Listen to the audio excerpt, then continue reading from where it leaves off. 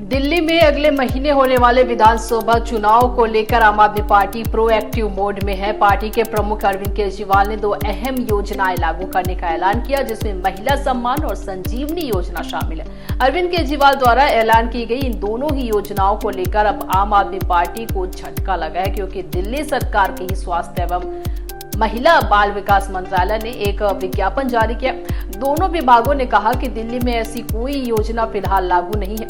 दरअसल दिल्ली सरकार के स्वास्थ्य एवं परिवार कल्याण विभाग ने संजीवनी योजना को लेकर विज्ञापन दिया है। इस विज्ञापन में कहा है कि दिल्ली में किसी भी तरह की संजीवनी योजना लागू नहीं है। दिल्ली सरकार के किसी भी दस्तावेज में इस संजीवनी स्कीम का कोई भी उल्लेख नहीं है। दिल्ली सरकार के ही विभागों ने विज्ञापन में नागरिकों के लिए एडवाइजरी भी जारी की है और इस एडवाइजरी में कहा गया है कि नागरिक किसी भी तरह की निजी जानकारी जैसे वोटर आईडी कार्ड, आधार कार्ड, पैन कार्ड, पहचान पत्र आदि की जानकारी किसी को ना दे।